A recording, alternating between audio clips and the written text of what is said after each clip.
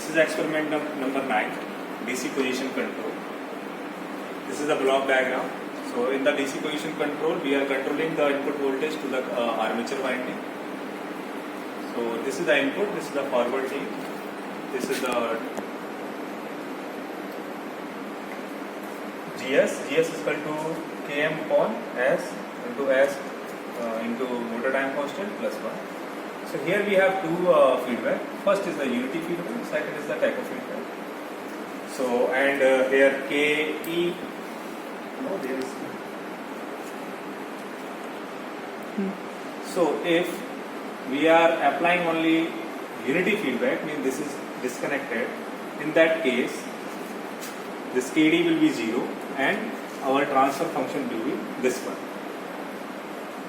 This is the standard form of transfer of second order system.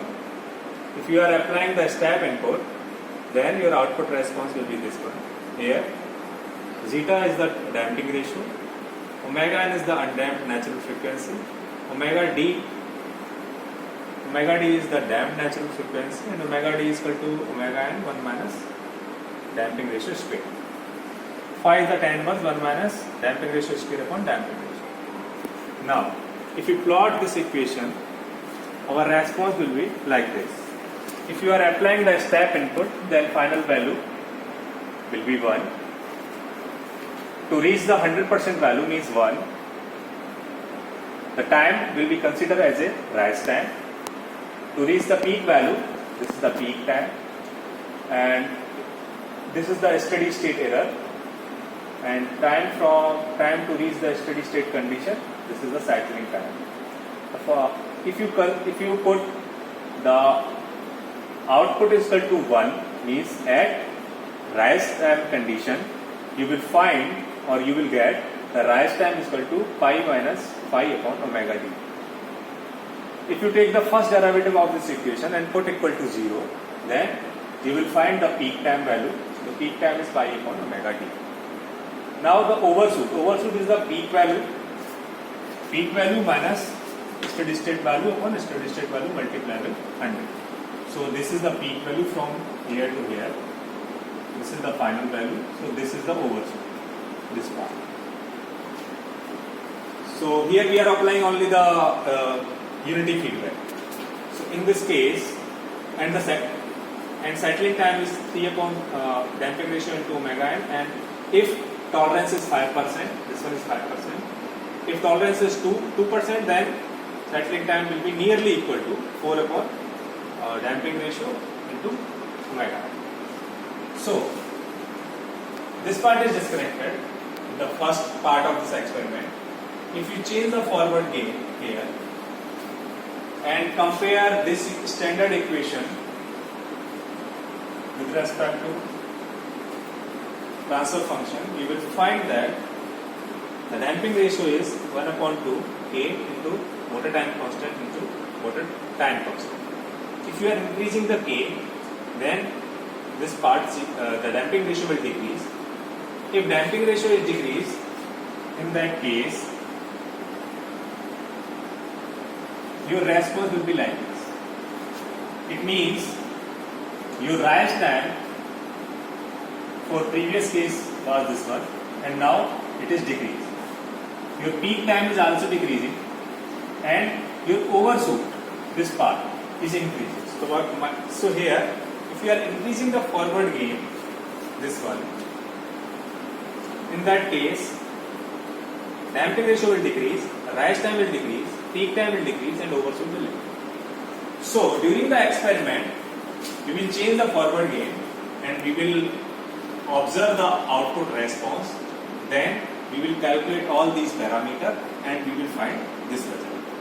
In the second part of this experiment, we will fix the forward gain and we will connect these both feedback.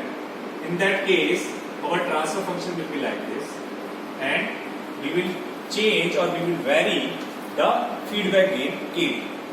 In that case, if you are increasing the Kd, then in that case, zeta will decrease. Zeta will increase. If zeta is increasing, it means your rise time, zeta is increasing, then this plot will shift toward the right side. Your rise time and peak time both will increase, and the percentage overshoot will decrease. So by changing the forward gain, we will observe all these parameters. The second part of this experiment, by changing the feedback gain, we will observe all these parameters and we will calculate this all rise time, peak time, percentage overshoot, etc. So this is the experiment. Okay, so this is the experiment setup for DC position control. So here we have two input. First one is the continuous input. Second is the step input. And here also we have two feedback. This one is the unity feedback, and this one is the tacho feedback with a gain, with a feedback gain. This is the forward gain. This is the backward gain. There is one AC amplifier with unity voltage gain. This is the DC motor, and here we are controlling the input voltage to the armature winding of DC motor. And we can observe the output response by using the CRO. This is the motor unit. This is the motor unit, and here we can observe the response in terms of angle of DC servo motor. So during the first part of this experiment, we will take only the unity feedback and we will put this tacho gain at 0, and here we are considering the forward gain at 5. Okay. This is your experiment table. So in this experiment table, we will change the input angle at 30-degree step size. Then we will observe the output angle from motor unit, and we will measure the input voltage and output voltage. So the first reading we are considering at 30 degree. Gain is 5. So gain is 5. Input angle is 30 degree. Output angle is how much? 42. Okay, 42 degree. Input voltage is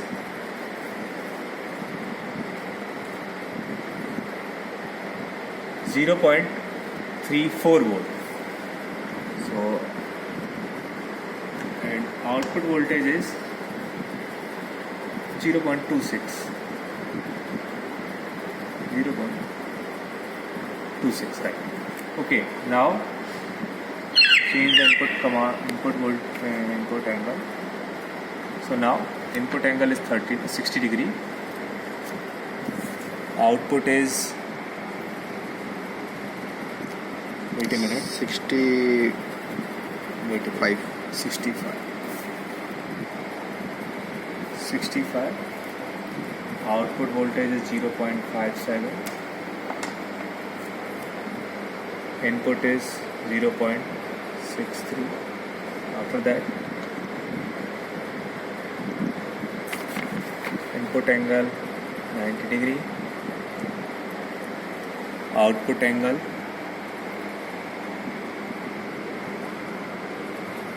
91. Okay.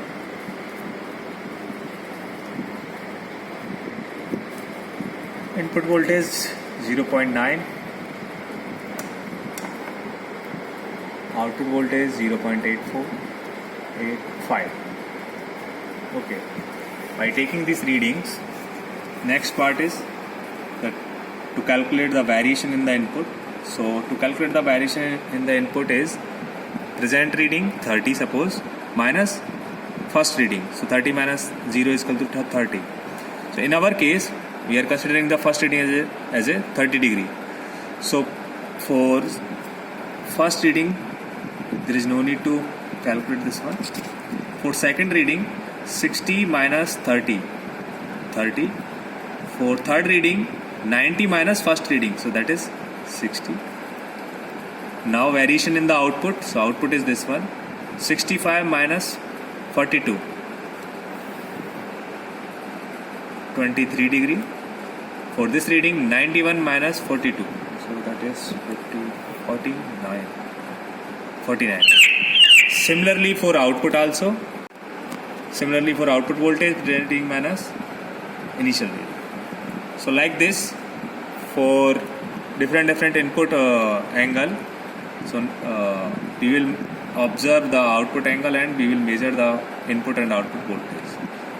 For Nash step 120, similarly for 150. So just repeat this step till 360 degree. Now come to the second part of this experiment. In the second part of this experiment, we will use only the unity feedback. KD is 0. Backward gain is 0. And we will vary the forward gain.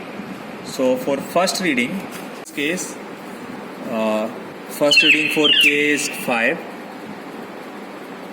For second reading, they are considering K is 7. Here we are starting.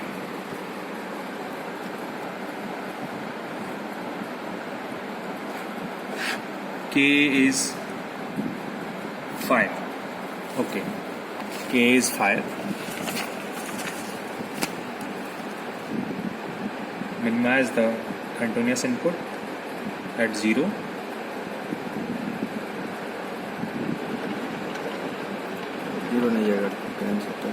So minimum value, try to maintain the minimum value. So here minimum value is, okay. Now we said mode and capture response, motor response.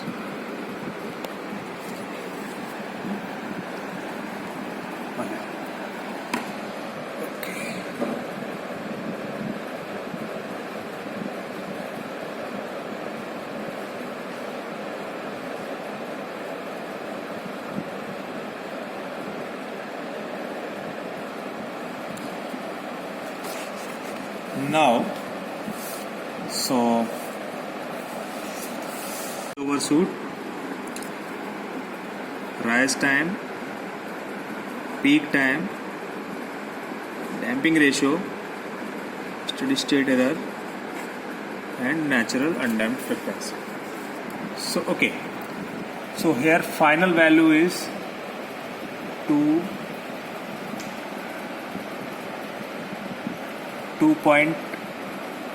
2.6 volt, and we are achieving the 2.6 volt at first time. We are achieving the 2.6 volt at this time. So time is 1.2. But here, okay. So here the first time 100% output is coming at this time. So time is 1.2 volt. So rise time is 1.2 volt, but and multiplication factor is 0.5 volt. So 1.2 multiplied by 0.5. So this is the right time in terms of voltage. To convert the rise time from voltage to time, we will use this multiplication factor 6.96. So actual value is 1.2 into 0.5 into 6.96 millisecond. This is the rise time. And peak time, peak is occurring at this point, and peak time is 1.246, nearly 1.6 multiply by 0.5 volt. So peak time is 1.6 into 0.5 volt multiply by 6.96 millisecond. Now come to overshoot. So here overshoot, peak value. So peak value is 1, 2, 3, nearly 3.1. So CP is equal to 3.1. final value is 2.6. C infinity is equal to 2.6. So percentage overshoot will be 3.1 minus 2.6 upon 2.6 into 100%.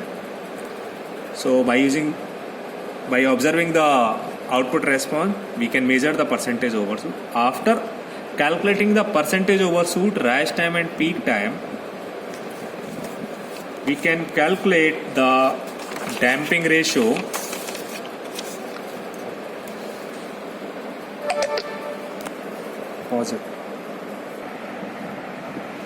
We can calculate the damping ratio by using this formula. Percentage overshoot we have already calculated. After calculating the damping ratio, we can calculate the undamped natural frequency by using this formula, and also we can calculate the damped natural frequency omega d equal to omega n 1 minus beta square, like this. So after getting the first measurement, now change the forward gain. Now forward gain is 6.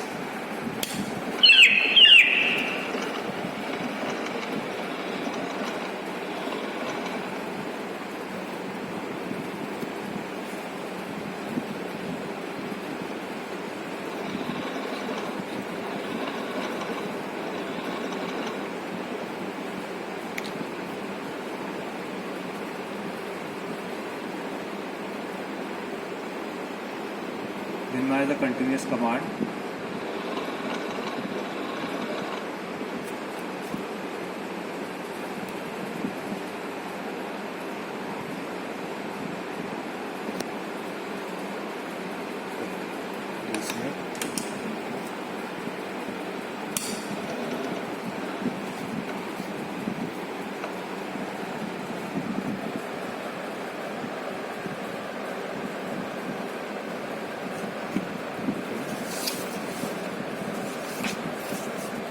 K is 6.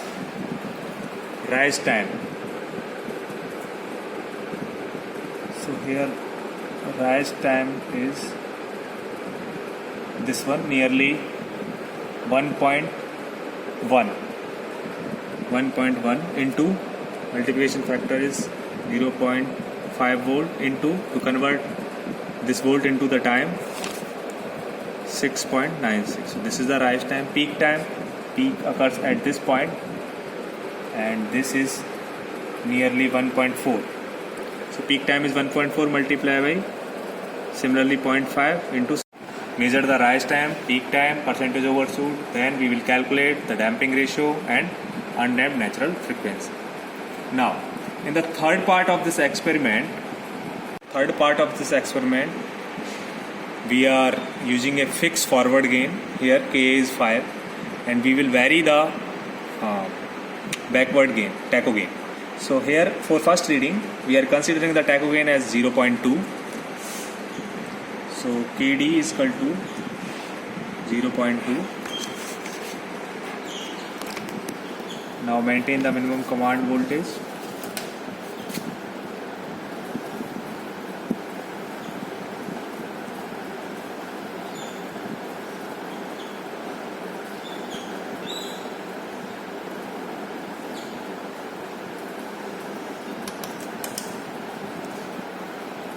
Apply step input.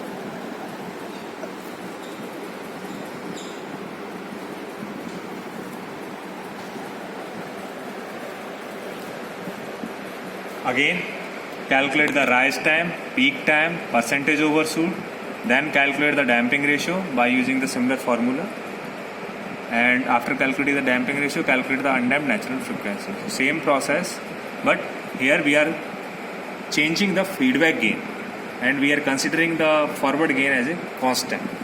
So again for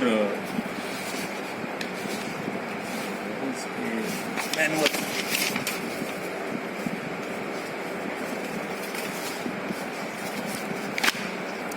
like this, for at KD is equal to 0. This is the previous reading. We can use this reading from second part of this experiment, because in that part we consider KD as a 0. So first reading we can directly put from experiment part. Second reading KD is 1. Calculate the percentage over 2, rise time, peak time, all these parameter. If you increase the KD, your rise time is increasing. Similarly, your peak time will increase. In case whenever you are increasing the forward gain, your damping ratio is decreasing. Whenever you are increasing the backward gain, your damping ratio is also increasing. So this is so you can calculate all these parameter by observing the step response.